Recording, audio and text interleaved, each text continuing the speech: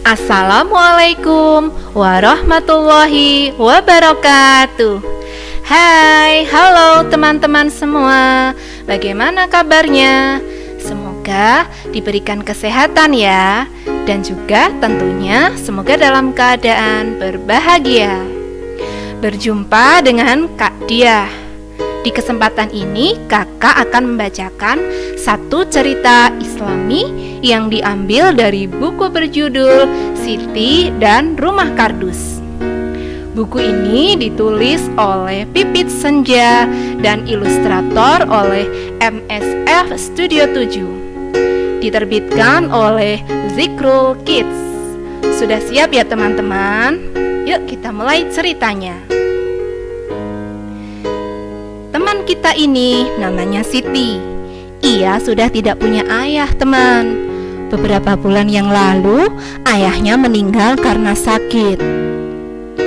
Meskipun tidak ada ayah, Siti masih memiliki emak yang solehah dan tekun beribadah.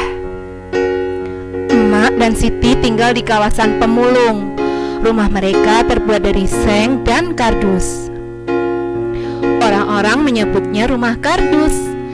Ketua para pemulung namanya Bang Izal. Maka jadilah rumah itu disebut rumah kardus Bang Izal.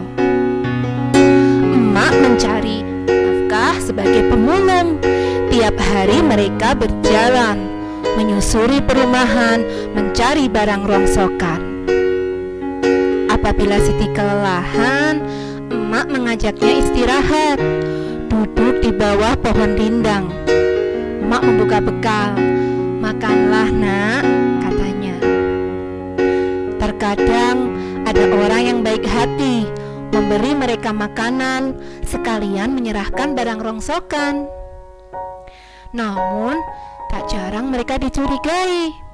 Sana, jangan masuk ke perumahan ini, hardik seorang lelaki. Iya, nanti ada yang kemalingan lagi, usir istrinya.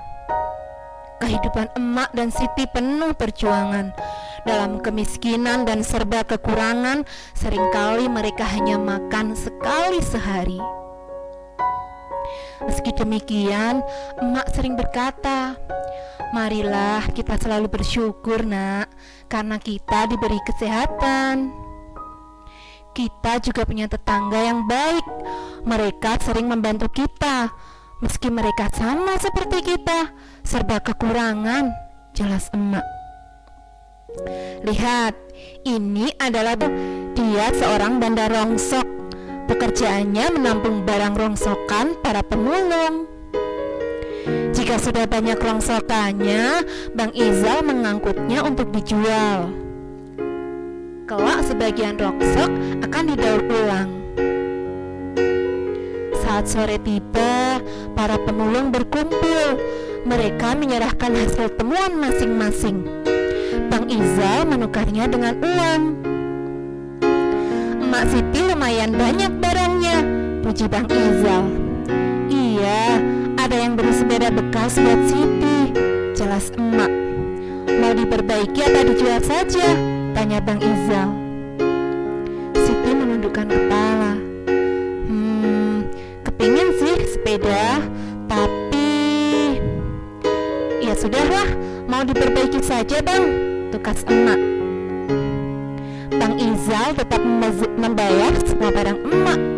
Nanti kita perbaiki sepedanya ya nak, katanya. Terima kasih bang, ucap emak dan Siti serempak.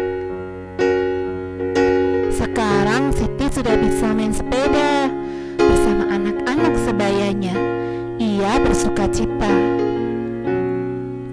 Suasana kekeluargaan di kawasan pemulung kuat sekali.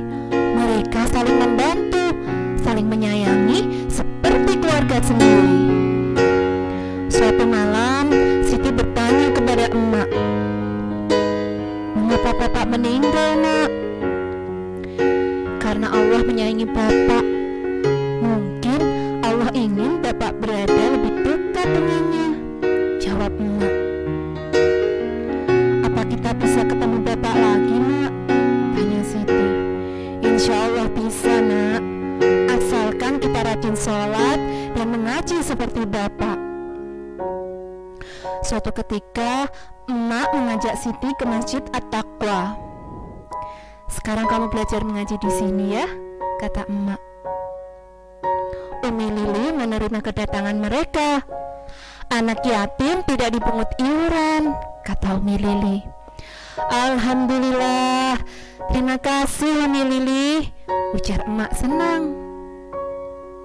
Sejak Siti mengaji di TPA At-Taqwa, emak bisa tenang mencari barang rongsok. Umi Lili menjaga dan mengajari Siti dengan baik.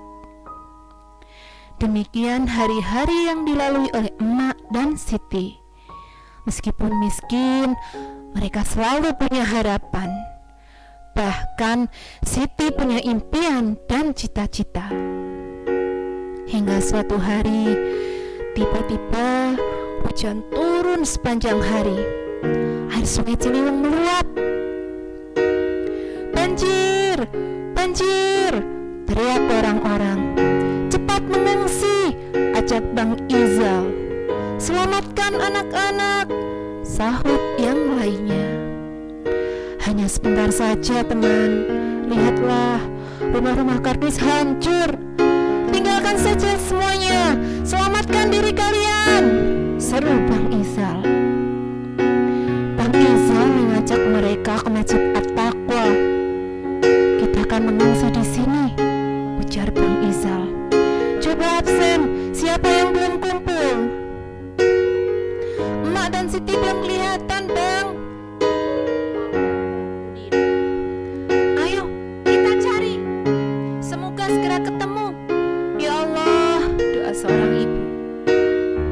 Emak dan Siti tertinggal dari rombongan. Mereka terjebak arus banjir. "Pegang erat-erat tangan emak, nak," minta emak. "Mak, sebentar, itu ada yang tenggelam," tunjuk Siti. Benar saja, ada orang tua terbawa arus di sungai Ciliwung. Setelah berjuang keras, emak dan Siti berhasil menyelamatkan Pak Tua dari bencana. "Oh ya Allah, terima kasih," lirih Pak Tua. Mereka akhirnya berhasil sampai di Masjid At-Taqwa.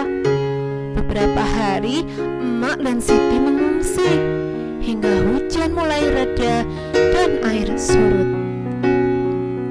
"Kalian harus pindah dari bantaran Kali Ciliwung.